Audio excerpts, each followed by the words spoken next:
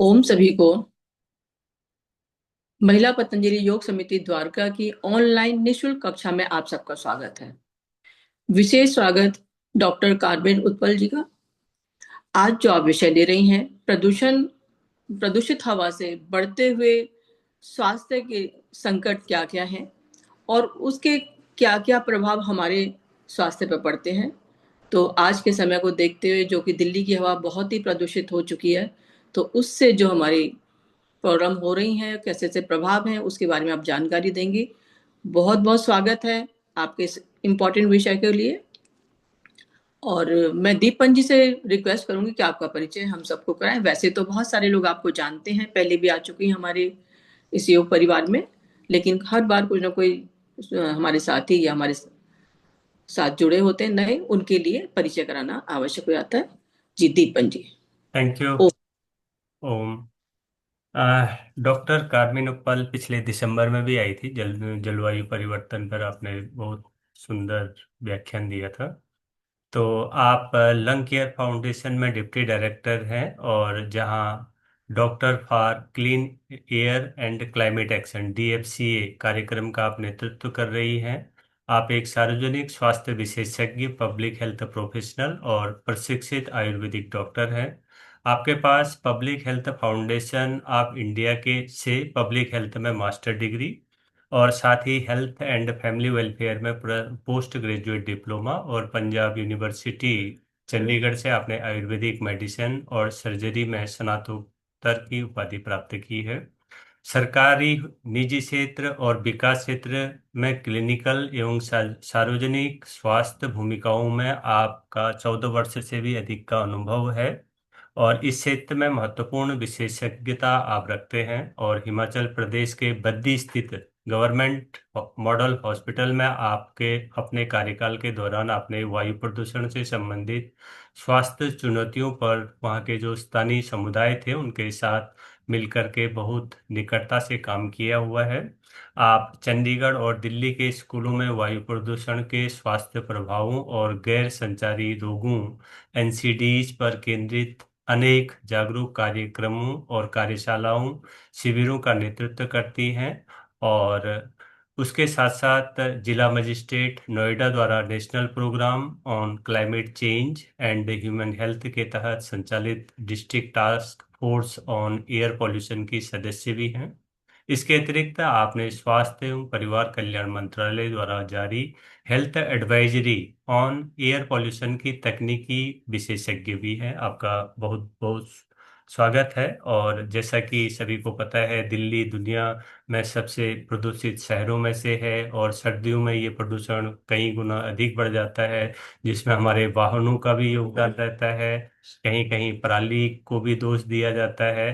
तो इससे जो हमारी जो जनता है वो सबसे ज्यादा प्रदूषण से आंखों की जो जलन है, खांसी है, सांस फूलना जो आम बात हो रही है, उसके बारे में आप हमें और भी गहन जानकारी देंगे कि हमारे इससे हमारे शरीर पर क्या क्या प्रभाव पड़ रहा है। Thank you. Welcome madam.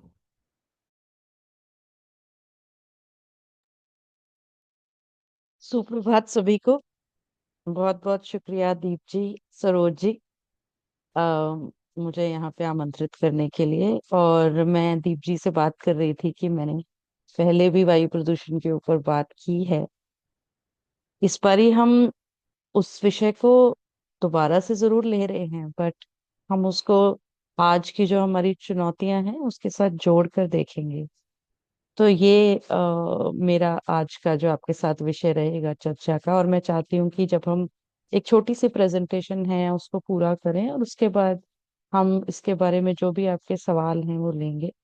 और मुझे लगता है बहुत जरूरी है कि हम आज जितना इस विषय को ज्यादा अच्छे से समझें, गंभीरता से समझें, उतना ही हमारे लिए अपने आप को हम उससे कैसे बचा सकते हैं उस बारे में हम अपने आप को बहुत अच्छे से जागरूक कर सकेंगे।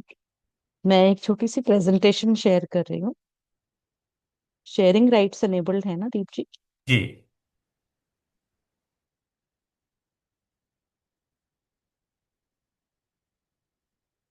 आप देख पा रहे हैं प्रेजेंटेशन? Yes madam. जी।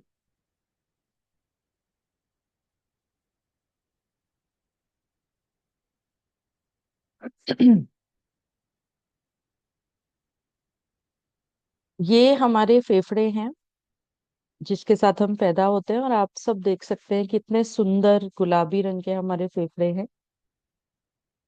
ईश्वर ने हमें बहुत ही सुंदर शरीर देकर पैदा किया है। और ये अगर हम देखें तो आप में से कुछ लोग जो पहली बार जुड़ रहे हैं वो देखेंगे कि ये एक दिल्ली में सांस ले रहे इंसान का फेफड़ा है, उसकी तस्वीर है। और ये इंसान स्मोकिंग, धूम्रपान नहीं करता है। फिर भी इसके इसके जो फेफड़े हैं वो कैसे काले हो गए हैं, आप ये देख सकते हैं। पिछले वाले से अगर इसको आप कंपेयर करें, तुलना करें, तो देखेंगे कि वो बहुत अधिक पिंक था, साफ था। लेकिन इसमें काले चकत्ते पड़ गए और ये बहुत ही भयावह लग रहा है। इसकी अगर हम देखें, ये एक फेफड़ा है जो व्यक्ति धूम्रपान करता है। मैं पूरा फिर से पुनः पहली वाली तस्वीर पे जाऊंगी।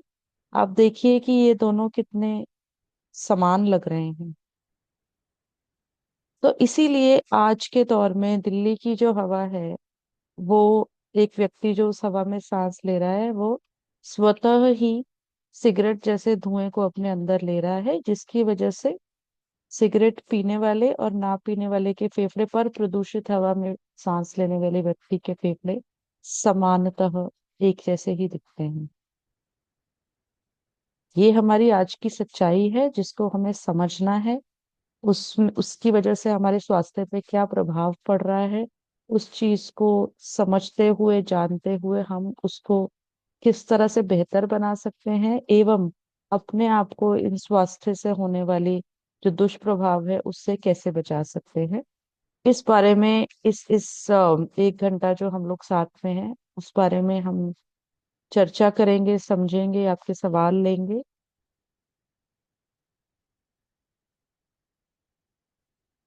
मैं इस तस्वीर पे थोड़ा सा रुकूंगी ताकि हमारी जो आज की चर्चा का मूल मुद्दा है उस चीज को हम और अपने अंदर सम्मिलित कर सकें।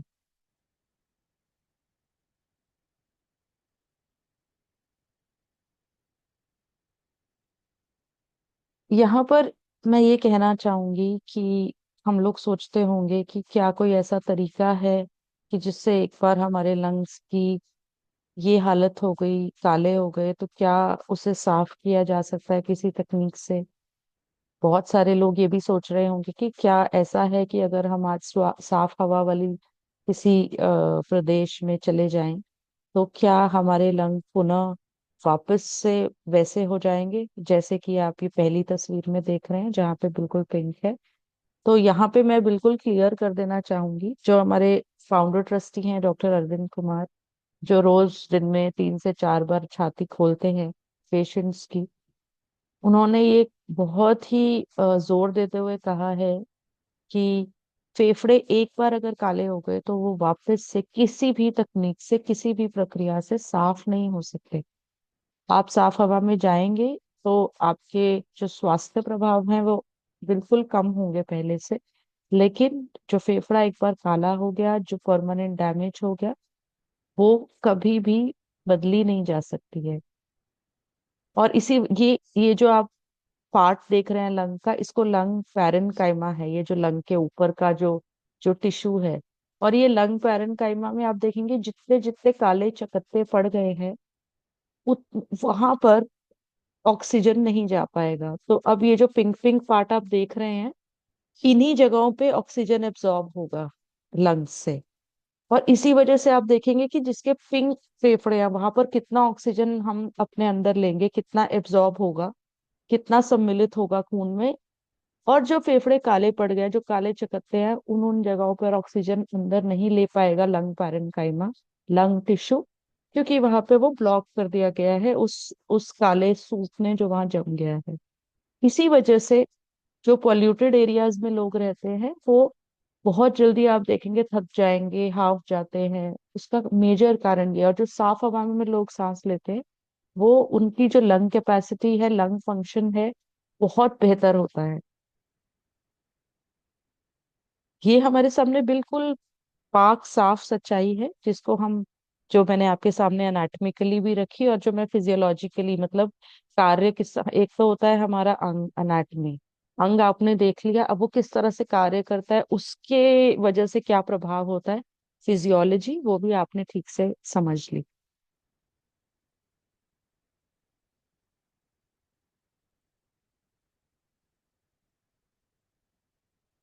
मैंने डॉक्टर अरविंद कुमार की बात की थी, जब उन्होंने लंग केयर फाउंडेशन करीबन 10 साल पहले, 11 साल पहले शुरू किया। तो उनकी भी सबसे ज्यादा जो जो चिंता का विषय था उनके लिए, वो यही था कि लंग्स काले पड़ रहे हैं।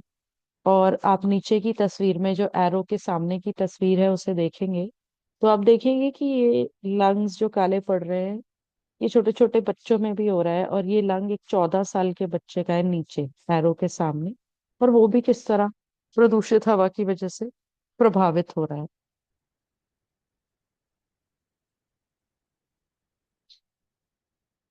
मैं यहाँ से आगे चलूंगी। हमने बहुत सारा काम किया है पोल्यूशन के ऊपर। मैं डॉक्टर्स के साथ काम करती हूँ। हमारा डॉक्टर्स का ग्रुप है जो अ, भारत के 10 राज्यों में काम करता है। हमारे 18 फोरम्स हैं क्लीन एयर के हर सिटी में, जिसके तहत हम सरकार के साथ, डॉक्टर्स के साथ एवं बाकी जितने स्टेक होल्डर्स हैं उनके साथ मिलके काम करते हैं, ताकि हम कम्युनिटी ही नहीं, डॉक्टर्स ही नहीं, पॉलिसी लेवल पर जहाँ पर हमारी सरकार के जितने भी डिसीजंस लिए जाते हैं उनको हम अवगत करा सकें, एवं जितने पॉलिसी डिसीजंस है वो साफ हवा के फेवर में ले सकें।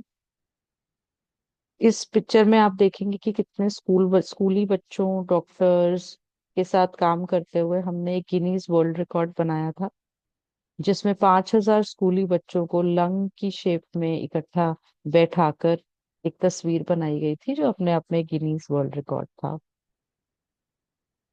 तो ये बहुत सारी, कई सालों के ऊपर हमारी जर्नी की एक एक स्लाइड है आपके सामने।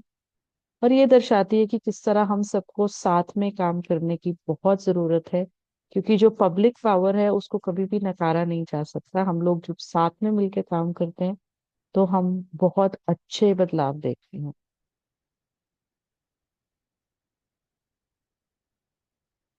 एक छोटी सी वीडियो शेयर करूंगी।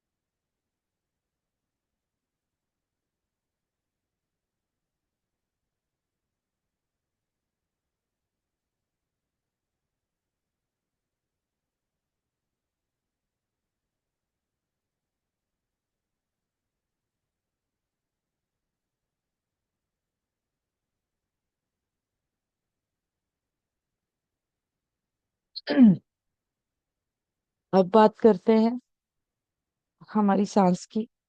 फेफड़ों की जानकारी हमने पिछली स्लाइड्स में ली। आगे हम बात करेंगे। हम दिन में 25,000 बार सांस लेते हैं, और अगर उस सांस में, उस हवा के द्वारा हम इस तरह की हवा अपने अंदर लें जो स्मोकिंग, धूम्रपान करने के बराबर हो, तो वो हमारे लिए बहुत ही चिंताजनक होगा। एक स्टडी है जिसके बेसिस पर ये कहा जाता है कि पीएम, जो आजकल हम बहुत सुन रहे होंगे, पार्टिकुलेट मैटर, अगर वो 22 माइक्रोग्राम से ज्यादा हो, 1 मिनट मुझे, माफ माफ कीजिएगा, मुझे 1 मिनट दीजिएगा।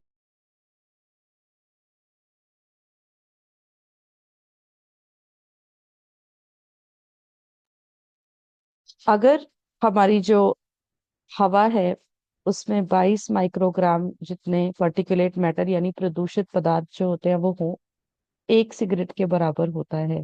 और आज का जो हमारा दिल्ली में AQI लेवल चल रहा है 400 500, उसमें जो पर्टिकुलेट मैटर का स्तर रहता है उसके हिसाब से दिन में हम लोग 10 से 20 सिगरेट के बीच में पीते हैं।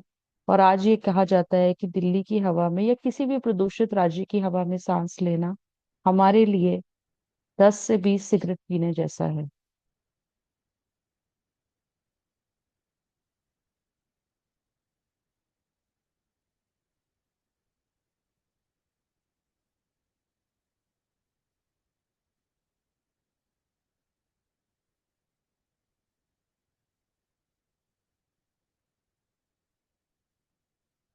मैं समझती हूँ ये तस्वीर देखकर आप में से बहुत लोग सोच रहे होंगे कि हमने एक बोतल के अंदर सिगरेट क्यों डाली है।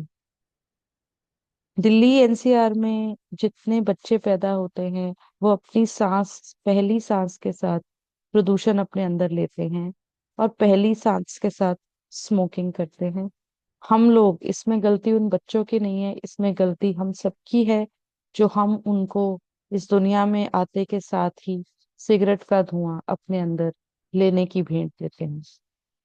जब बच्चे पैदा होते हैं तो हम बहुत अच्छे शगुन करते हैं, बहुत उनकी देखभाल करते हैं, बट अगर हम उनकी हवा को ही प्रदूषित कर रहे हैं तो हमें सोचना होगा कि हमें इस स्तर पर बदलाव करने की जरूरत है।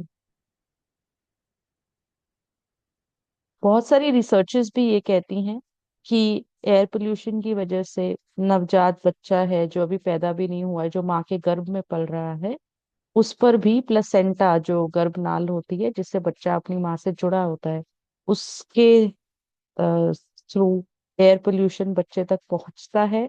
और बहुत सारे बच्चों में विकार देखने में मिलते हैं जिसमें लो बर्थ वेट या समय से पहले डिलीवरी होना या बच्चों में जन्मजात जो डिफेक्ट्स होते हैं, कॉन्जेनाइटल डिफेक्ट्स होते हैं, वो देखने में मिलते हैं।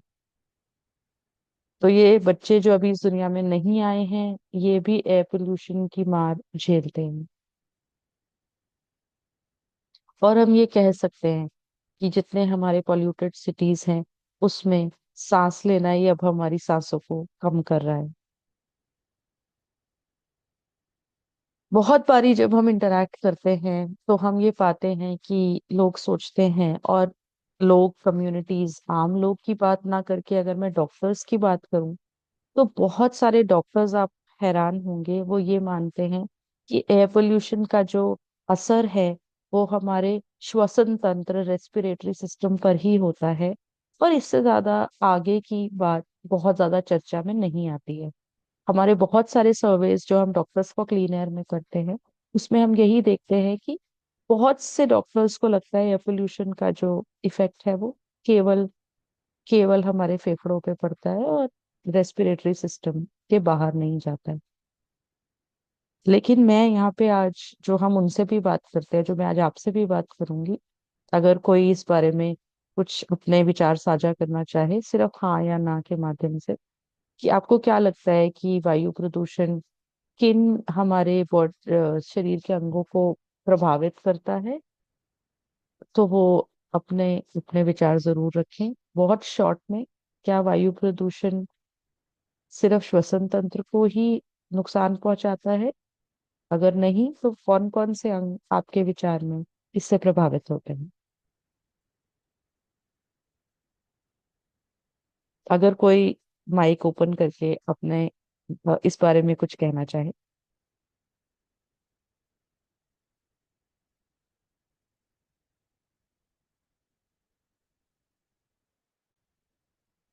कोई भी सबसे मैं पहले सुनना चाहूँ। तो सबसे पहले तो हाँ, सबसे पहले तो मैं ये कहना चाहता हूँ कि जो वायु पॉल्यूशन है उससे हमारे फेफड़े तो हो ही रहे हैं, जिसके बारे में आप बता रहे थे। तो सांस लेना भी थोड़ा सा मुश्किल लगता है जब कभी इस तरह से, और जो खांसी गले में जो प्रॉब्लम आती है वो सबसे ज्यादा दिक्कत कर रही जी दीप जी, बहुत बहुत है। शुक्रिया। तो मैं यही कहना जी। चाहूंगी जी, कि आपने बिल्कुल सही कहा कि सांस लेना मैं मुश्किल पालन होता है। जी। नहीं,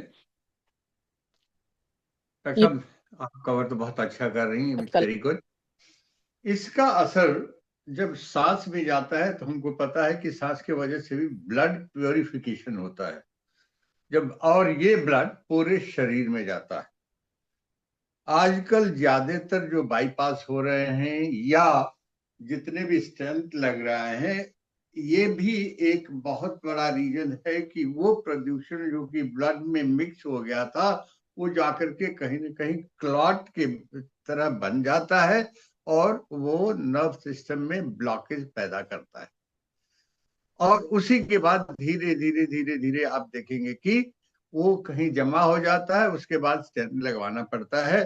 कैल्शियम तो बहुत बड़ा भागीदारी है इसमें, स्टेंट वगैरह में या ब्लॉकेज में, लेकिन ये दोनों मिक्स होकर के जो मटेरियल बनता है वो काफी हार्ड होता है।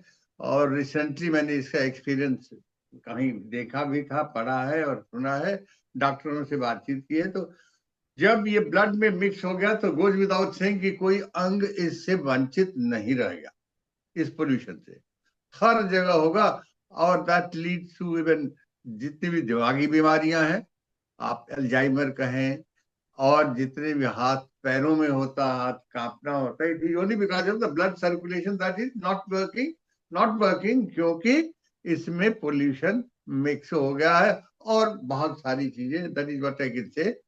थैंक यू डॉक्टर साहब। Thank you so much doctor Jagat. I think आपने बहुत ही सुंदर, बहुत ही कॉम्प्रिहेंसिव तरीके से जवाब दिया। आई थैंक यू फॉर दैट।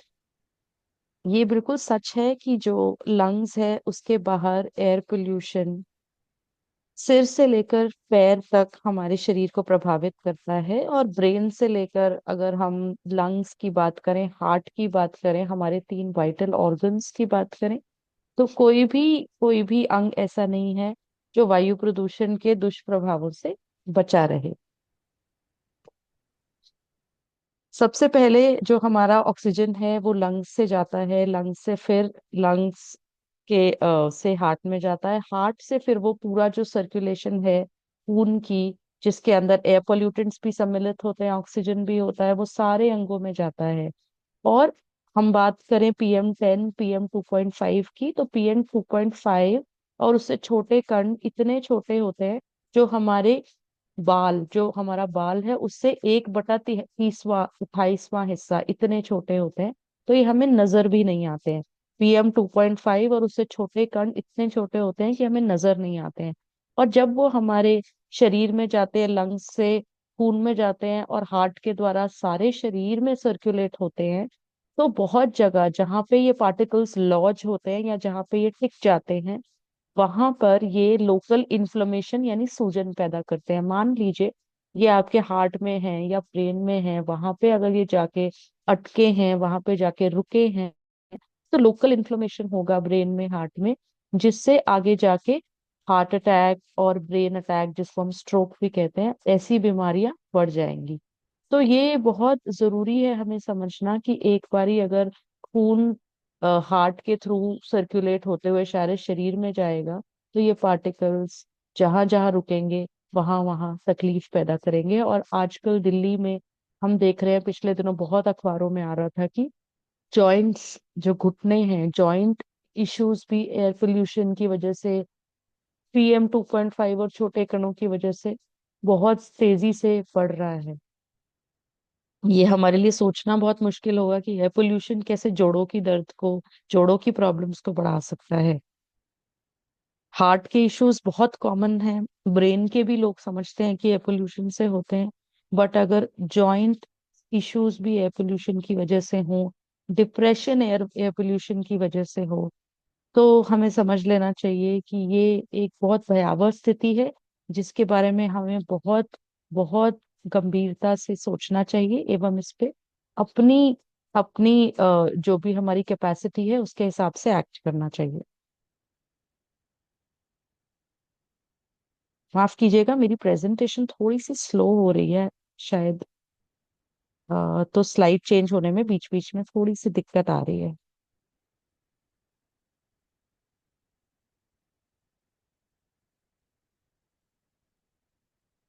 इसी के बारे में हम बात कर रहे थे। ये वो अनाटमी थोड़ा सा हमने बात की थी, और ये फिजियोलॉजी है कि किस तरह से किस तरह से फंक्शन करता है हमारा रेस्पिरेटरी सिस्टम। बहुत ही क्विकली मैं कहूंगी कि आप देखेंगे कैसे पार्टिकुलेट मैटर अंदर जा रहा है।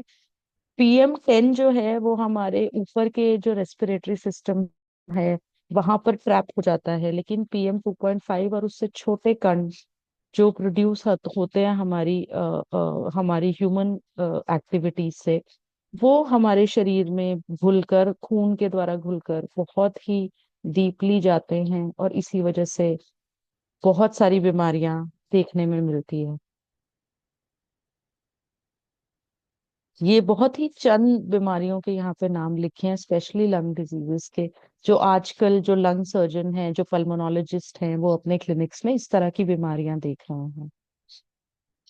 यहाँ पे मैं बहुत एक इंटरेस्टिंग एक्सपेरिमेंट की बात करूंगी जो शायद आपको और हेल्प करेगा, मदद करेगा समझने के लिए इस इशू में।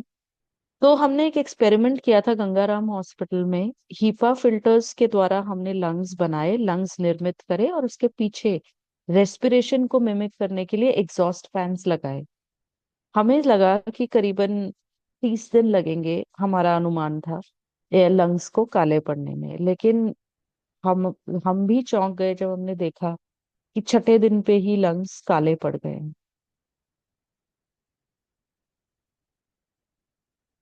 मैम, ये यदि लंग्स में वीक होते हैं और जैसे सांस फूलने लगती है, तो जो पंप द्वारा डोलन वगैरह लिया जाता है, इससे आराम मिलता है क्या?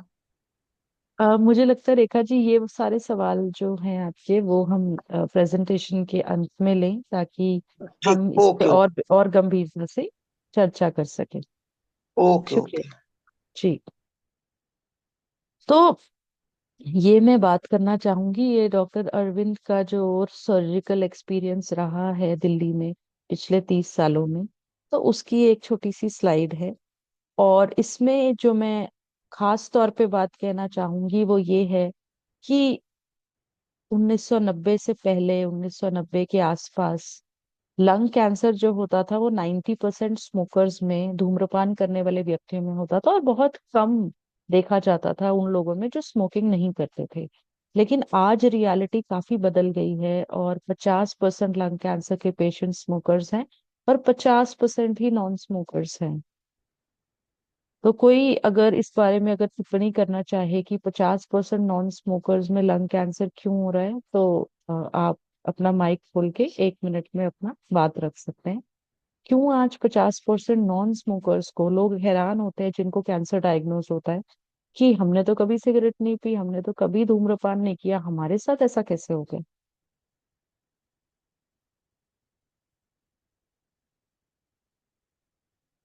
इसका कारण ये है कि आज हमारी हवा में ही सिगरेट जैसे कण हैं, हमारी हवा की क्वालिटी ही सिगरेट से मिलती जुलती है।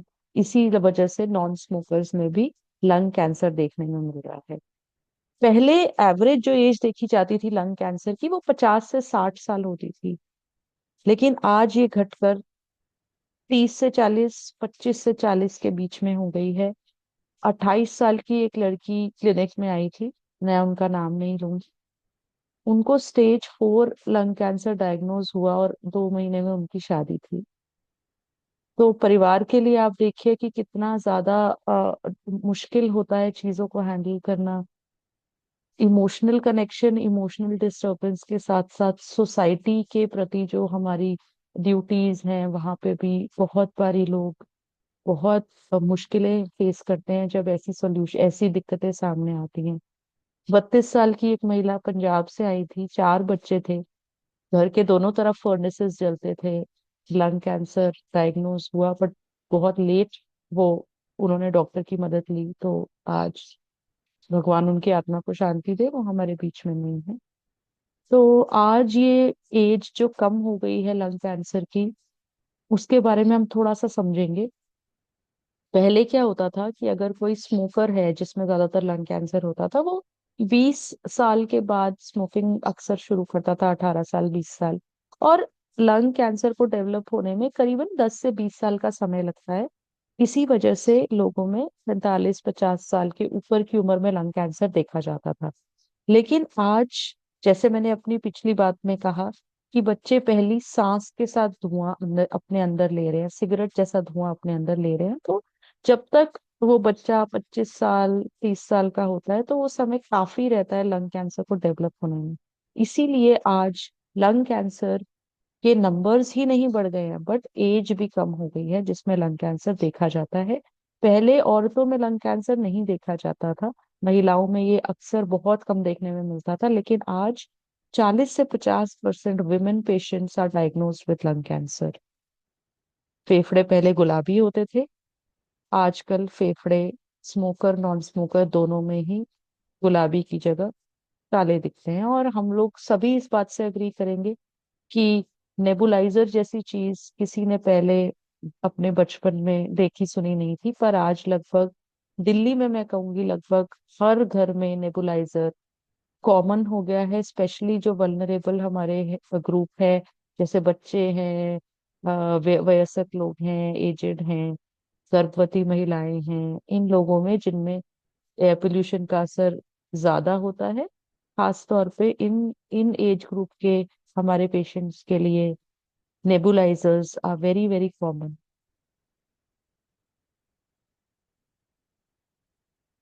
हमने इस विषय में पहले ही बात की कि लंग कैंसर क्यों नॉन स्मोकर्स में हो रहा है, महिलाओं में हो रहा है। उसका कारण है प्रदूषित हवा। यंगर एज में क्यों हो रहा है वो भी अभी हमने समझा। यहाँ पे मैंने अपनी बात कही थी, वल्नरेबल ग्रुप्स है हमारे, अनबॉर्न बेबीज हैं, गर्भवती महिलाएं हैं, बच्चे हैं, हमारे जो हमारे एल्डरली पॉपुलेशन है, इन सभी में एयर पोल्यूशन का प्रभाव एक नॉर्मल इंसान से ज्यादा होता है। बच्चा डेवलप हो रहा है, माँ गर्भवती माँ उसकी फिजियोलॉजिकल सिस्टम्स ऑलरेडी बहुत स्ट्रेन होते हैं बिकॉज ऑफ प्रेगनेंसी। तो इसी वजह से उनपे एयर पोल्यूशन का ज्यादा दुष्प्रभाव देखने में मिलता है। छोटे बच्चे, उनकी हाइट छोटी होती है, ग्राउंड के नजदीक होते हैं, इसीलिए वो धूल उनके अंदर ज्यादा जाती है because they are closer to the ground. दूसरी बात, बच्चे जो होते हैं उनका रेस्पिरेटरी रेट जो वो 1 मिनट में सांस लेते हैं वो डबल होती है एडल्ट्स के मुकाबले, इसलिए वो ज्यादा हवा अपने अंदर लेते हैं और उसी के साथ ज्यादा पॉल्यूटेंट्स भी अंदर खींचते हैं। तीसरी बात, जो हमारे बच्चे होते हैं इनमें इम्यूनिटी डेवलप हो रही होती है, रेस्पिरेटरी सिस्टम डेवलप हो रहा होता है, इसलिए इनके जो बैरियर्स हैं which which protect them from dust, from from harmful particles, वो भी इतने डेवलप नहीं होते हैं, जिसकी वजह से बहुत सारा धुआं ये अपने अंदर ले लेते हैं और वो बहुत फिल्टर आउट नहीं हो पाता है। एल्डरली पॉपुलेशन में, जितने हमारी एजेड पॉपुलेशन है उनमें, क्योंकि उम्र के साथ साथ इम्यूनिटी घटती है, इसी वजह से ये भी ज्यादा प्रीडिस्पोज होते हैं to the harmful effects of air pollution. इसीलिए जब हमारा पोल्यूशन लेवल्स हाई हो तो इन 3 सेगमेंट्स का खास तौर पे ध्यान रखें। हम सभी अपना तो ध्यान रखें ही, उसमें कोई दो राहें नहीं है, लेकिन इन 3 जो पॉपुलेशन सेगमेंट्स है इनका खास तौर पे ध्यान रखें, क्योंकि इन पे एयर पोल्यूशन का ज्यादा दुष्प्रभाव पड़ता है। एक छोटी सी वीडियो आप सबसे साझा करूंगी। एक छोटे से बच्चे की आवाज है जिसको आप सुने और सुने उसकी व्यथा को कि वो क्या कहना चाहता है।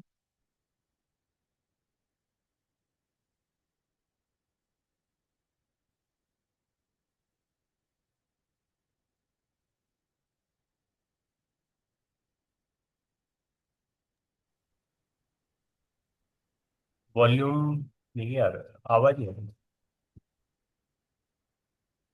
आवाज नहीं आ रही दीप जी? हाँ, वीडियो की आवाज नहीं आ रही। अच्छा, तो मैं ऐसा करूंगी, मैं आपसे ही इस वीडियो को शेयर कर दूंगी और आप ग्रुप में शेयर कर दीजिएगा सबके साथ।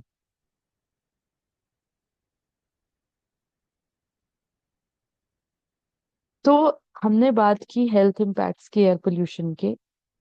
इसके ही आगे जो बहुत एक जरूरी बात है वो है इकोनॉमिक बर्डन की, जिसमें एयर पोल्यूशन की वजह से जो व्यक्ति बीमार होता है उसके इलाज का खर्चा काफी आता है। उसके उसके अलावा जो व्यक्ति उसके साथ रह रहा है, जो अटेंडेंट है, जो उस व्यक्ति का खुद का काम करने की क्षमता है वो उस समय के लिए खत्म हो जाती है जब तक वो बीमार है। उसका अटेंडेंट वो काम पे नहीं जा सकता है। इस वजह से वो भी एक ऐसी कॉस्ट है जो इनडायरेक्टली हमें सोचनी चाहिए। और जितनी भी बीमारी की वजह से मॉर्बिडिटी है, काम ना करने की क्षमता है, वो लॉस है, वो भी हमारे लिए बहुत इंपॉर्टेंट है, क्योंकि लॉन्ग रन में वो बहुत अफेक्ट करता है एक इंसान को इकोनॉमिक एस्पेक्ट्स पे। और जो प्रीमेच्योर डेथ्स हो रही हैं एयर पोल्यूशन की वजह से, उसकी वजह से हम कितनी ही अपनी वाइटल वर्कफोर्स को लूज कर रहे हैं। क्योंकि अब ये यंग बच्चों में देखने को मिल रहा है, ऐसे बच्चों में देखने को मिल रहा है जिन्होंने कभी स्मोकिंग नहीं की। तो कितनी हम अपनी वाइटल वर्कफोर्स को लूज कर रहे हैं, वो भी हमें बहुत ध्यान से सोचने की जरूरत है। इसीलिए मैं कहूंगी हेल्थ एस्पेक्ट्स को देखते हुए, इकोनॉमिक एस्पेक्ट्स को देखते हुए, किस तरह से एयर पोल्यूशन हमारी लाइफ को इफेक्ट कर रहा है, I think it is not wrong to say that air pollution is a public health emergency of today. हम क्या कर सकते हैं? कम्युनिटीज में बहुत पावर है टू क्रिएट अवेयरनेस, और अवेयरनेस की वजह से जो अवेकनिंग होगी, इट लीड्स टू एक्शन। और अगर हम कुछ और ना सोच सकें एयर पोल्यूशन पे, तो एटलीस्ट अपनी फ्यूचर जनरेशन्स के बारे में सोचें। बिकॉज आज अगर एयर पोल्यूशन एक गर्भवती महिला को इफेक्ट कर रहा है, एक बच्चों को इतनी बुरी तरह से इफेक्ट कर रहा है, तो ये बच्चे आगे जाके जब एज जब जब जब एडल्ट्स होंगे, तो ये इनकी काम करने की क्षमता, इनकी हेल्थ बहुत ज्यादा कॉम्प्रोमाइज होगी। इसीलिए आज अगर हम अपने लिए ना सोचें तो अपने बच्चों के लिए जरूर सोचें। Because their future is at stake and we really need to be serious about this issue, so that we can protect our children, our future generations. यहाँ पे एक इम्पोर्टेंट बात मैं और कहना चाहूंगी कि आज हम बहुत सारे प्राइवेट सॉल्यूशंस देखते हैं टू पब्लिक प्रॉब्लम्स, जैसे कि रिवर्स ऑस्मोसिस, आरओ सिस्टम पानी साफ करने के लिए, air purifiers. This is also a very good example of private solutions to a public problem. When clean air is our constitutional right, then we should really have public solutions to it and not private ones. इसीलिए हम air purifier को air pollution का solution ना देखें, but हम अपनी हवा को सोर्स पे साफ करने की कोशिश करें। मतलब हमारी हवा जो हमारे आसपास के एनवायरनमेंट में है, वातावरण में है, वही साफ हो, ना कि हम मशीनों द्वारा उसको साफ करें। क्लीन एयर हमारे लिए हमारा ह्यूमन राइट है। एंड मुझे लगता है अगर हम आज काम नहीं करेंगे, तो बहुत ज्यादा डेथ्स आज इंडिया में करीबन 20 लाख डेथ्स एयर पोल्यूशन की वजह से हो रही हैं, और ये बहुत बड़ा नंबर है। इसमें से एक बहुत बड़ा हिस्सा, इसमें बच्चों बच्चे आते हैं, बहुत सारे बच्चों की डेथ्स एयर पोल्यूशन की वजह से होती है।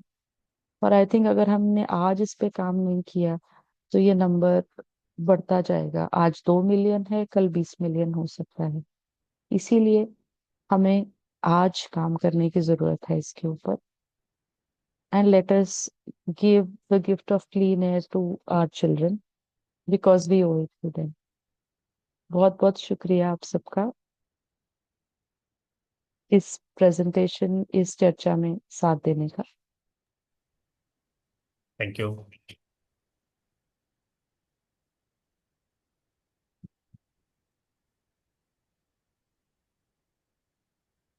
हाँ, बहुत सारे लोगों के मन में बहुत सारे क्वेश्चन होंगे, थोड़ा सा आपके पास टाइम हो तो हम लोग क्वेश्चन कर सकते हैं। एक जी। सबसे पहला तो एक मेरा ही क्वेश्चन है कि आपने बताया कि वैसे एयर प्यूरिफायर उतना कारगर नहीं है। वास्तव में एयर प्यूरिफायर लगाने से ऑक्सीजन के स्रोत की वजह से हम लोगों को कार्बन डाइऑक्साइड ज़्यादा जनरेट हो जाती है रूम में भी। हम ये महसूस करते हैं कि यदि हमने रूम बंद कर रखा है और एयर प्यूरिफायर चलाया है तो CO2 बढ़ जाती है। तो क्या ये आपने सही सही जी है? जी, आपने बहुत ही इम्पोर्टेंट पहलू पे बात की है दीप जी। तो मैं इसके बारे में पूरा बताना चाहूंगी विस्तार से।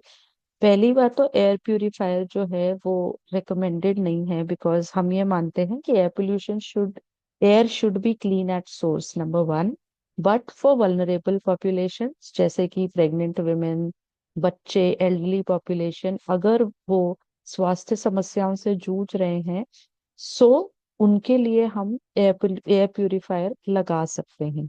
बट ये उसका सॉल्यूशन नहीं है, बिकॉज जब भी आप एयर प्यूरिफायर ऑन करते हैं आपको अपने कमरे की खिड़की दरवाजे बंद करने पड़ते हैं, बिकॉज अगर एयर प्यूरिफायर चलते क्या दरवाजा खुला या खिड़की खुली तो पॉल्यूटेड हवा अंदर आने से फिर से हवा कमरे की प्रदूषित हो जाती है।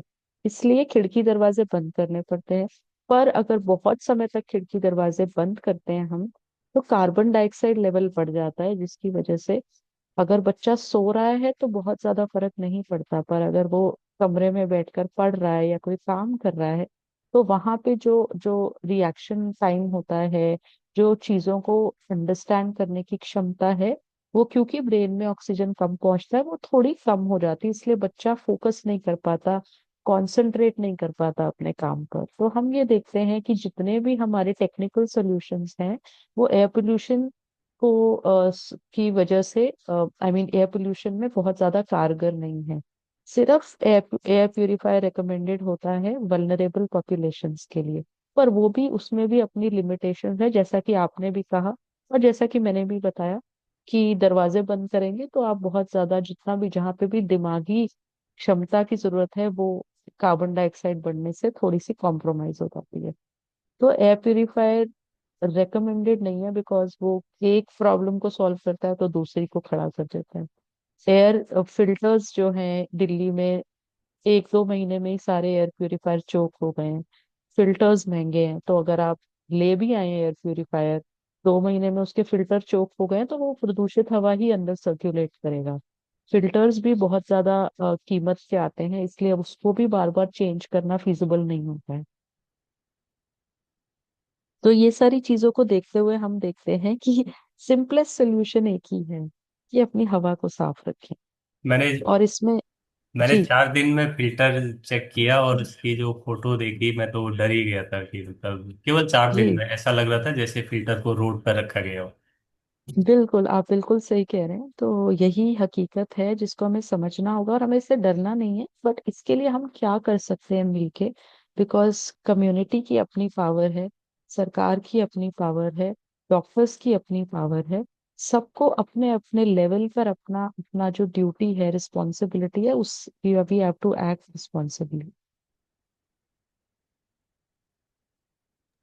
जी, जिनके क्वेश्चन हो बताएं प्लीज। रेखा जी, आप कुछ कह रहे थे बीच में। जो मतलब लंग्स वीक हो जाते हैं तो उसमें थोड़ी सांस चलने लगती है। अगर ये पंप द्वारा डूलन वगैरह ये लेते हैं तो इससे क्या आराम मिलेगा मैम? पंप से बिल्कुल आराम मिलता है। अगर आपके पल्मोनोलॉजिस्ट ने, अगर आपके डॉक्टर ने आपको रेकमेंड किया है पंप, तो आपको जरूर लेना चाहिए, बिकॉज वो आपकी जो श्वास नालिकाएं हैं उनको थोड़ा फैला हम्म, देता है, जिससे सांस लेने में आराम मिलता है। जी जी जी। तो अगर आपको रेकमेंड किया गया है, डॉक्टर ने प्रिस्क्राइब किया है, तो आप जरूर लें। हाँ, एक एफ करके कुछ दिया है और एक डूलन दिया है। जी आप जरूर लें इसे। ये आपको ओ, बहुत राहत पहुंचाएगा। एटलीस्ट जो आपकी ये दिक्कत वाला स्टेज है इससे निकलने में मदद करेगा। तो ये आगे ठीक हो सकता है मैम? जी ऐसा माना गया है। मैं आज ये भी शेयर करना चाहती थी कि जो हमारे डीएनए है, जो हमारे डीएनए में एक एक छोटे छोटे बाहरी हिस्से होते हैं जिनको हम टीलोमियर्स बोलते हैं। तो हमारे जीन्स में, डीएनए में ये टीलोमियर्स हमारे मेडिटेशन से, एक्सरसाइज से बने रहते हैं। और अगर ओ, ये जितने जितने छोटे हो उतना एजिंग होती है, उतना शरीर कमजोर होता है, और ये जितने मेंटेन रहे उतना ही आपका शरीर स्वस्थ रहता है, आप ज्यादा लंबा जी पाते हैं। तो रिसर्च आज ये प्रूव करती है कि ये टीलोमियर्स हमारे मेडिटेशन से, एक्सरसाइज से मेंटेन रहते हैं। तो आप एक छोटी सी बीमारी की बात कर रहे हैं, मैं आपको पूरे शरीर की बात बता रही हूँ कि जो मेडिटेशन और हमारी एक्सरसाइज है वो इनको मेंटेन करती है। तो इस डीएनए लेवल पे अगर हम इस चीज को देख पाते हैं, इसका प्रभाव देख पाते हैं, तो इस बीमारी में ये बहुत ज्यादा मददगार होगा। और बहुत ओ, अच्छा है कि आप ऐसे ग्रुप के साथ जुड़े हैं जो ऑलरेडी इस चीज में आपको आगे लेके जा रहा है। धन्यवाद।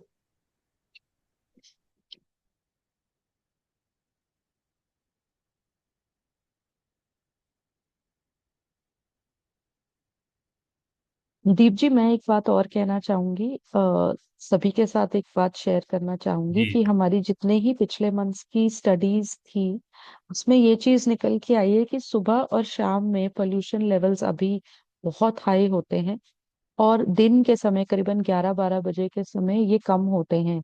जब धूप आती है तो पॉल्यूटेंट्स डिस्पर्स होते हैं, बिखरने लगते हैं, जिसकी वजह से AQI लेवल थोड़ा कम होता है। लेकिन सुबह और शाम में बहुत हाई होता है, इसलिए मैं ये एडवाइस जरूर करना चाहूंगी आपके प्लेटफॉर्म के माध्यम से कि जो लोग भी बाहर सैर करने जाते हैं वो आजकल में सुबह शाम ना जाएं, उसके बजाय दिन के समय में अपनी एक्टिविटीज बाहर कंटिन्यू करें। तो this is one important message that I wanted to share. जरूर जरूर, 11 के बाद जब धूप आ जाती है तो थोड़ा सा ठीक लगता है उस समय बाहर जाना। जी, बिकॉज बहुत सारे कार्डियक एपिसोड्स, हार्ट अटैक्स बहुत उन लोगों में देखे गए हैं जो एटलीस्ट सुबह सुबह के समय जाते हैं बाहर पॉल्यूटेड एयर में सैर करने, जो ऑलरेडी वल्नरेबल हैं। परंतु डॉक्टर, जो हम लोग सुबह सुबह योगासन प्राणायाम पे बैठ जाते हैं, हम लोग क्या करें? नहीं, आप अपने अंदर इंडोर एनवायरनमेंट में इसको जारी रखें, इसमें कोई परेशानी की बात नहीं है। आप एक एक कमरा जहाँ पे आप अपना दिन व्यतीत करते हैं इंडोर एनवायरनमेंट में, आप इसको कर सकते हैं। क्योंकि अंदर हमारे, अगर छोटी छोटी चीजों का ध्यान रखा जाए, वेंटिलेशन हमारी थोड़ी होती रहे बीच बीच में, और हमारे अंदर कोई कमरों में जैसे मोल्ड होते हैं, सीलन होती है, वो चीजें ना हो, बहुत ज्यादा पेट्स वगैरह ना हो, जो हमारे कई बार डॉग्स होते हैं, कुछ होते हैं, एनिमल डैंडर ना हो, अंदर के एनवायरनमेंट में हम इस चीज को कंटिन्यू रख सकते थैंक थोड़ा यू। सा पेड़ पौधों को घर के अंदर लगाना और हैं। पेड़ पौधे जरूर, मतलब मैं ये नहीं कहूंगी कि वो हवा को साफ कर देते हैं, बिकॉज पत्तियों में कोई होल नहीं है कि जिससे पॉल्यूटेंट्स वो अंदर एब्जॉर्ब कर दें, लेकिन ये जो गैसेस हैं उसको इम्प्रूव करने में पौधे मदद करते हैं, वो चीज जरूर रहती है।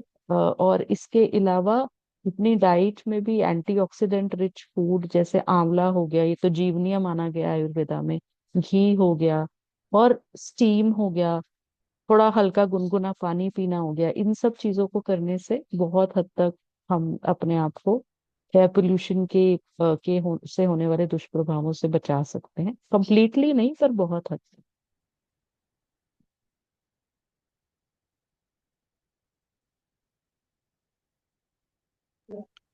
डॉक्टर साहब पहले कहते थे कि जो खीरा होता है ना, उसको खाने से जो हमारे लंग्स होते हैं उसमें जो गंदगी होती है वो साफ हो जाती है। वो कहते हैं कि जो जैसे कोई पहले दिखाते थे बचपन में कि बीड़ी सिगरेट पी करके कोई बनियान में फूंक मारते थे तो काली हो जाती थी, उसको खीरे से रगड़ते थे तो साफ हो जाती थी। बोलते हैं कि ये खीरा खाने से जो हमारा लंग्स है उसके जो होल्स हैं वो साफ हो जाते हैं। तो ये कहाँ तक सत्य है? ये पहले कहते थे, अब नहीं। ये एंटायरली एक मिथ है। बहुत शुक्रिया कि आपने ऐसी चीजें हमारे साथ शेयर की, मतलब क्योंकि बहुत बार हम जब मिथ्स पे बात करते हैं तो उसमें भी ऐसी चीजें हम उसके बारे में बात करते हैं कि कोई भी ऐसे खाद्य पदार्थ नहीं है जो आपके पैरेनकाइमा को जाकर धो सके, रगड़ सके, साफ कर सके। तो वो बहुत इंपॉर्टेंट रहता है कि हम ये समझें कि एक बार जो चीज काली हो गई वो दोबारा से ठीक नहीं होती है। जी, तो ये एक मिथ है। और इसी के साथ ऐसी दूसरा पॉइंट एक ये भी है कि बहुत सारे लोग कहते हैं कि नाक में तेल लगा ले थोड़ा सा, और वो जो लुब्रिकेंट है वो उसमें चिपक जाएगा। क्या ये भी मतलब कुछ हद तक? नाक में तेल लगाने से उसमें कोई नुकसान नहीं है। उसमें ये है कि मतलब कई बार क्या होता है कि ड्राइनेस की वजह से बहुत सारी एलर्जिक प्रॉब्लम्स शुरू हो जाती है। जब हमारा अंदर का म्यूकोजा ड्राई होता है तो बहुत सारे एलर्जिक इश्यूज हो जाते हैं, हमें साइनोसाइटिस और इस तरह की चीजें देखने में भी मिलती है। तो तेल लगाना अपने आप में मैं ये नहीं कहूंगी कि रेकमेंडेड नहीं है। उससे क्या है, मॉइस्ट हो जाता है अंदर का म्यूकोजा, और वो जल्दी किसी तरह की एलर्जी या इन्फेक्शन को नहीं पकड़ता है। तो उसमें कोई नुकसान नहीं, बट हाँ वो पार्टिकल्स उसमें ट्रैप नहीं होते, बिकॉज जैसे मैंने पहले ही कहा, इतने छोटे पार्टिकल्स होते हैं। 1/28वां हिस्सा होता है हमारे बाल के। तो ये किसी भी चीज में ट्रैप नहीं होते। ये तो जब हमारे फेफड़ों में पहुंचते हैं वहां पे भी फिल्टर आउट होके, इवन ब्लड ब्रेन बैरियर है, जो हमारे ब्रेन में एक ब्लड ब्रेन बैरियर होता है, उसको भी क्रॉस कर जाते हैं। तो कोई भी ऐसा पदार्थ नहीं है जहाँ पे ये चिपक जाए या रुक जाए। तो उन पार्टिकल्स की, PM10 की मैं बात नहीं कर रही, बिकॉज वो ट्रैप हो जाते हैं हेयर्स में, लेकिन ये नहीं होते हैं। तेल लगाना बट अपने आप में एक एक ऐसी प्रैक्टिस है जो हमें कंटिन्यू रखनी चाहिए। मैडम, मैं जैसे सब्जेक्ट जब हम डिसाइड कर रहे थे तो मैं आपसे थोड़ा सा पूछ रहा था कि क्या हम इसको ऑटो इम्यून का भी डिजीज मान सकते हैं एयर पॉल्यूशन को, क्योंकि मेरे साथ एक अभी घटना हुई है। मेरा नेफ्यू है, जिसको आज 1 महीना हो गया है, एम्स में भर्ती है। तो डॉक्टर 10 दिन तक तो उसको डायग्नोज ही नहीं कर पाए कि इसको हुआ क्या। एकदम अचानक चलते चलते वो जो है अकड़ गया और उसको सीजर्स आने लग गए। तो 1 महीने तक कोई कह रहा था कि कोई ब्रेन में कोई वायरस चला गया या कोई कुछ आखिर में जो है उन्होंने ऑटो इम्यून पर वो किया। क्या पॉल्यूशन भी ऑटो इम्यून को प्रभावित करता है? बिल्कुल। जितने भी ऑटो इम्यून डिसऑर्डर्स हैं हमारे, वो पोल्यूशन की वजह से बढ़ते हैं। रीजन एक ही है कि बॉडी की जब इम्यूनिटी कॉम्प्रोमाइज हो जाती है तो बॉडी अपने अगेंस्ट ही सेल्स बनाने लगती है, अपने अगेंस्ट ही काम करने लगती है। और जितने भी ऐसी कैटाबॉलिक चीजें हैं या ऐसी चीजें मैं कहूँ जो बॉडी डिस्ट्रक्टिव है, एयर पोल्यूशन उसमें अपना योगदान जरूर देता है। तो वो एक बहुत इम्पोर्टेंट बात है समझने की, कि air pollution auto immune diseases को एग्जैजरबेट करता है, उनको बढ़ाता भी है, और अगर वो पहले से एग्जिस्टिंग हो तो उसको और खराब भी करता है। तो दोनों स्तर पर वो काम करता है।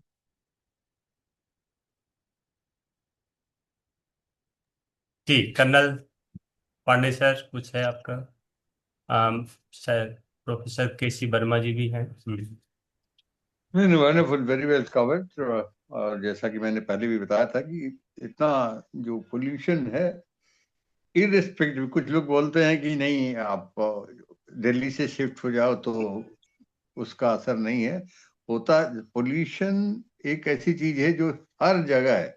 It's only the quantity and the quality से वो थोड़ा मैटर करता है कि रिड्यूस हो जाता है। जैसे कि मैं लखनऊ शिफ्ट कर गया हूँ, आई फील मच बेटर, अच्छा लगता है हर तरह से। तो सोल्यूशन तो है कि आजकल हर एक आदमी एक ही जगह कंसंट्रेट कर रहा, कंपल्सन है। आफ्टर ऑल जॉब मिलना है, रोजी रोटी बनानी है, तो उसको आना, सिटी में तो आना ही है। बट अगर जिस तरह से गवर्नमेंट भी ट्राई कर रही कि उस सिटी को बिल्कुल बाहर तक फैलाया जाए, जिससे कि जो इंटेंसिटी ऑफ पोल्यूशन है वो थोड़ा कम हो जाए। और दिल्ली जैसी जगह पे तो ये मुश्किल ही है।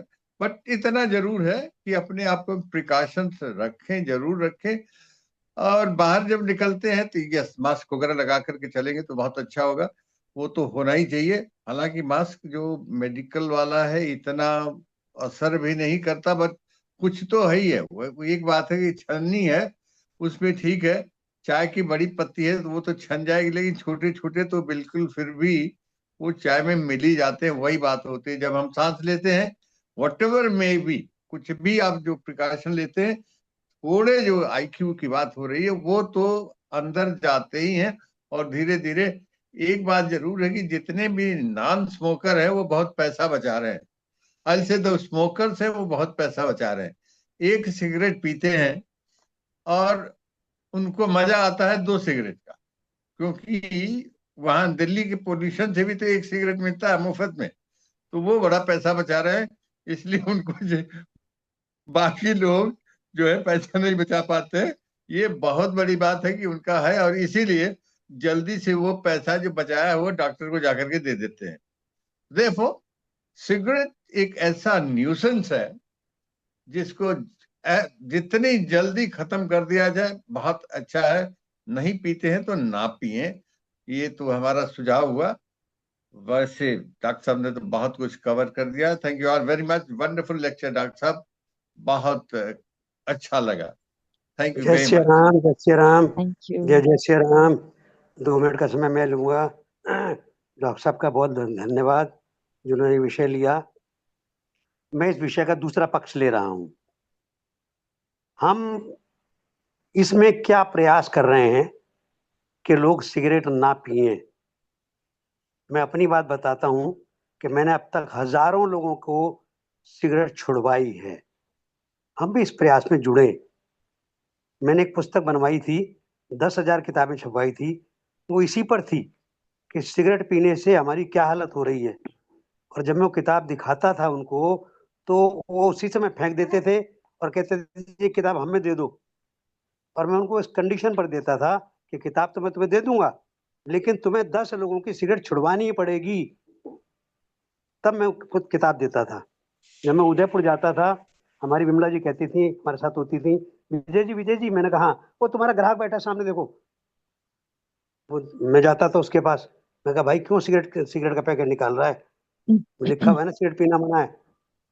सिगरेट पीने से, पान मसाला खाने वाला केवल अपना शरीर बेकार करता है, सिगरेट पीने वाला औरों के भी शरीर बेकार करता है। क्योंकि वो अंदर क्या ले जा रहा है, वो बाहर कुल्ला कर रहा है, थूक रहा है। जैसे थूकते हैं ऐसे वो धुआं थूक रहा है। तो अनेकों लोगों को इस तरह से सिगरेट हम छुड़वाते हैं। मैंने एक बहुत बड़ा चार्ट बनवाया था और वो अपनी दुकान के सामने लगा दिया था, बहुत बड़ा चार्ट। बराबर से भाई साहब आए, कहने लगे भैया एक नया अनुरोध करूं क्या? कहने लगे इस चार्ट को यहाँ से हटा दे, ये अच्छा नहीं लगता। मैं कहा परमार्थ का काम कर रहा हूँ, तुम्हें अच्छा नहीं लग रहा। लेकिन उनकी जिद के आगे हटाना पड़ा। कनॉट प्लेस में एक महिला थी, वो महिला जो सिगरेट पीता था उसके मुंह पे जाके एक तमाचा मारती थी खींच के, झंडा जाता था। तो मेरा तमाचा मारा, बोले बेटे मेरी माँ, मेरा बेटा मर गया सिगरेट पी पी के, तू क्यों सिगरेट पी रहा है? मत पी, मैंने इसलिए तेरे को तमाचा मारा। मारती थी इसी तरह। मेरे एक मित्र थे, कुछ चलान में रहते थे। एक बार जब मैं रात को घूमने गया, सिगरेट पी रहे थे वो। मैं कहा आनंद सिगरेट पी रहा है? कहना भाई साहब रात को खाना खाने के बाद एक पीता हूँ। मैं कहा एक को अगर छोड़ देगा तो ठीक है, नहीं 1 से 2 होंगी, 2 से 4 होंगी।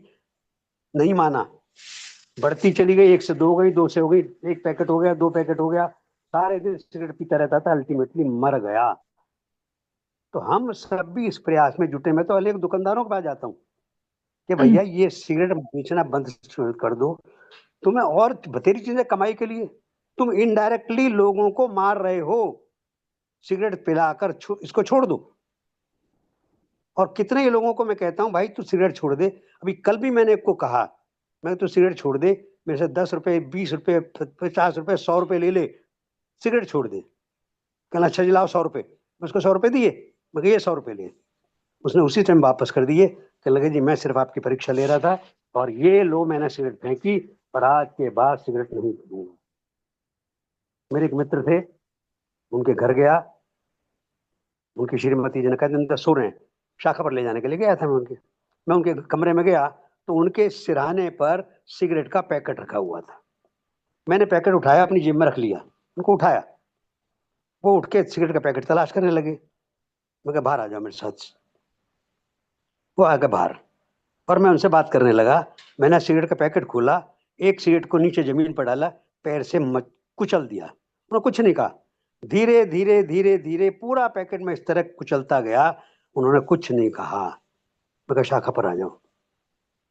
और उनको घर में गया, मैंने कहा ये सिगरेट इनकी छुड़वा दो, पूरे घर में चार्ट लगा दो, इस घर में सिगरेट पीना मना है। एक बार उनकी पत्नी मेरे को कई साल बाद एक पार्क में मिली कार्यक्रम में और मेरे से लड़ने लगी, तुम मेरे पति के दुश्मन हो, तुमने मेरे को विधवा कर दिया। मैंने कहा मैंने कैसे विधवा कर दिया भाई, मैंने क्या गुनाह कर दिया? कहने लगे तुम एक बार आए उसके बाद दोबारा आए नहीं, तुम 2-4 बार आते, उनकी सिगरेट छूट जाती तो मरते नहीं। मुझे इतना रोना आया। उसी समय ने प्रतिज्ञा कर ली कि चाहे कुछ भी हो, जो भी सिगरेट बीड़ी पीना मिलेगा उसको मैं रोकूंगा। और अंतिम बात बताऊंगा, मैं जब उदयपुर जाता था पूरी ट्रेन में चार्ट वो लगा, स्टिकर बनवा रखे थे मैंने, सिगरेट का श्राप। जैसे तुमने मुझे जलाया वैसे तुम्हें जला दूंगी, लाखों रुपए खर्च कराकर मुर्दघाट पहुंचा दूंगी। पूरी ट्रेन में स्टिकर चिपकाता था मैं। एक बार रात को मेरे पास 2 बजे किसी का टेलीफोन आया, डॉक्टर साहब आपका बहुत बहुत धन्यवाद। मैं कहा कौन बोल रहे हो भाई, कहाँ का धन्यवाद? कहला मैं उदयपुर जा रहा हूँ और यहाँ लगा हुआ चार्ट, मैं इसमें आया था सिगरेट पीने, पान मसाला खाने, और आपका लगा हुआ था, तो मैंने तो देखा और उसी दिन फेंक दिया। तो उसमें दूसरा स्टिकर लगा हुआ था, पान मसाला खाकर मत अपना जीवन बर्बाद करो, बीड़ी सिगरेट पीकर मत अपने जीवन को राख करो। और उसने उसी टाइम कितने ही लोगों को मैंने इससे छुड़वाई है। आप भी सब इस काम में जुटे, मेरा आपसे अनुरोध है। धन्यवाद, नमस्कार, जय श्री राम। आपने समय दिया, मेरी बात सुनी, नमस्कार। यद्यपि मेरे पास समय नहीं था क्योंकि मेरे को अभी दिल्ली पहुंचना, सिर्फ प्रतीक परिवार के कार्यक्रम में भागना है, लेकिन फिर भी मैंने, क्योंकि परमार्थ का काम था, इसलिए मैंने आपको बात कही। धन्यवाद धन्यवाद धन्यवाद। थैंक यू डॉक्टर कार्मेन उप्पल, बहुत बहुत धन्यवाद आपका। इतना सुंदर आपने व्याख्यान दिया पॉल्यूशन पर, जो आज का एक अहम मुद्दा है। और इसी के साथ हम क्लास को समापन की ओर ले जाते हैं। आज हमारे साथ में जो योग शिक्षिका दीपशिखा जी हैं, उनका जन्मदिन भी है। दीपशिखा जी, आपको जन्मदिन की हार्दिक बधाई है सारे ग्रुप की ओर से। और कार्यक्रम को समापन करने से पहले मैं शांति पाठ कर लेता हूँ। 1 मिनट सभी लोग कमर और गर्दन सीधा करें, एक दीर्घ ओम का उच्चारण करेंगे, तत्पश्चात शांति पाठ करें। गहरा लंबा सांस। ओ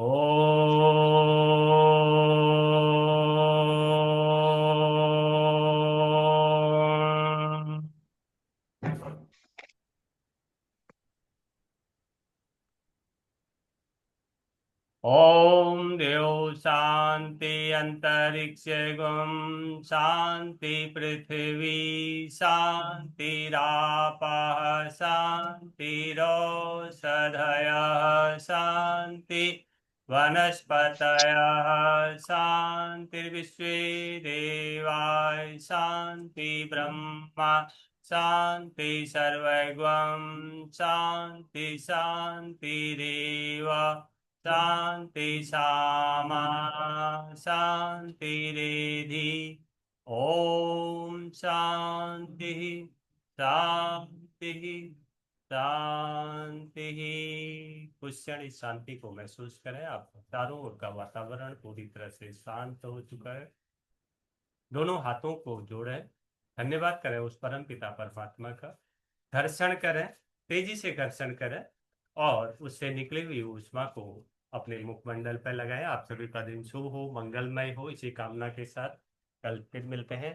थैंक यू वेरी मच। और आप सभी लोग दीपशिखा जी को जी जी